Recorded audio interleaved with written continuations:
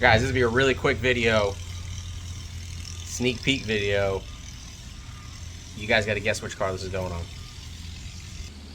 You got 4 guesses. My red fire, Chris's red fire, my silver car, or the mineral car. So we have some brand new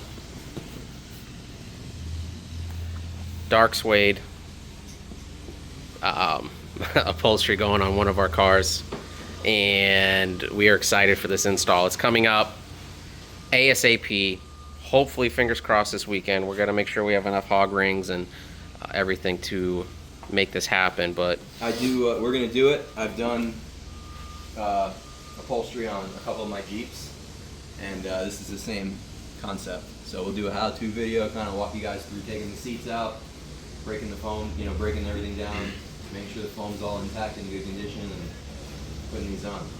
Minimal tools needed: heat gun, hog ring pliers, some side cutters, X-Acto knife, and time. So stay tuned, guys. This is coming. Both of us are excited. But what car? Comment below who's getting the car, or who's getting these in their car. His red fire, my mineral car, or the silver car. Let us know. Stay tuned. It's coming ASAP. SBT Garage.